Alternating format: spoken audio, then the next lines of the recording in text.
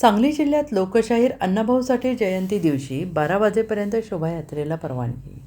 लोकशाहीर साहित्यरत्न डॉक्टर अण्णाभाऊ साठे यांच्या जयंतीनिमित्त 1 ऑगस्ट रोजी सांगली जिल्ह्यात निघणाऱ्या शोभायात्रांना रात्री 12 वाजेपर्यंत परवानगी सांगली जिल्हाधिकारी यांनी दिली असल्याने अण्णाभाऊ साठे प्रेमींच्यामध्ये उत्साहाचं वातावरण निर्माण झाले. डॉक्टर अण्णाभाऊ साठे पुतळा समिती मिरज यांनी दिनांक 1 ऑगस्ट 2026 रोजी 106वी जयंती असून या जयंतीनिमित्त मिरज शहरात तसेच संपूर्ण जिल्ह्यात विविध ठिकाणी शोभायात्रा निघत असल्याने जयंती साजरी करण्यासाठी रात्री 12 वाजेपर्यंतची वेळ देण्याची विनंती केली होती. लोकशाहीर अण्णाभाऊ साठे यांनी दलित, शेतकरी, कामगार आणि वंचित समाजाच्या वेदना आपल्या साहित्यातून मांडल्या होत्या. तसेच संयुक्त महाराष्ट्राच्या चळवळीत प्राधान्याने सहभाग घेऊन आपल्या साहित्यातून जनतेला सहभागी होण्यासाठी प्रोत्साहन दिले होते. अण्णाभाऊ यांचे मूळगाव वाटेगाव, तालुका वाळवा असे आहे.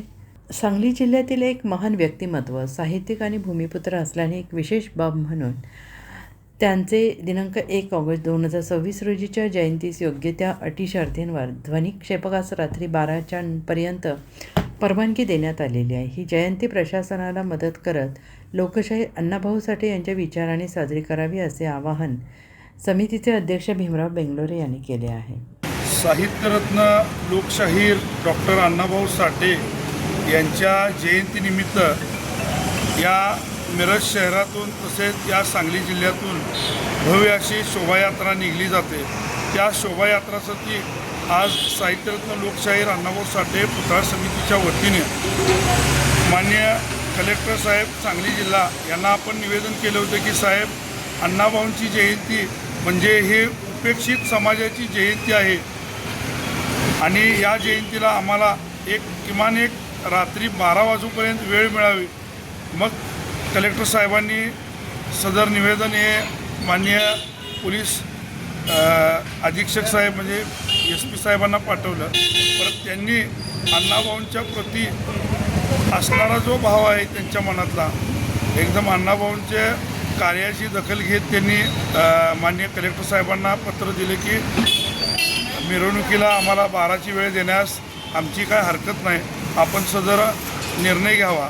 तर त्याचप्रमाणे कलेक्टर साहेबांनी आज अण्णाभाऊंच्या जयंतीला 12ची वेळ दिलेली आहे. आणि प्रथमतः मी मातंग समाजाच्या वतीनं मी कलेक्टर साहेब आणि SP साहेब यांचे मी आभार मानतो की साहेब आपण अण्णाभाऊंच्या जयंतीला 12ची वेळ दिला. त्याचबरोबर मी मिरवणूक निघणाऱ्या प्रत्येक मंडळाला आवाहन करतो की आपण वेळेत मिरवणूक संपवायची आहे. जरी आपल्याला 12ची वेळ दिली असेल तर 11:40 आत आपली सगळी मिरवणूक ही संपली पाहिजे आणि 11:40 आत आपण अण्णाभाऊंच्या पुतळ्याला पुष्पहार अर्पण करून अभिवादन करून आपण आपल्या घरी मार्गस्थ व्हायचं आहे. त्याचबरोबर मिरवणूक निघत असताना प्रशासनानं आपल्याला जे काय बहुमूल्य असं सहकार्य केलं आहे त्याला कुठेही तडा न जाता आपण हे मिरवणूक करायची आहे.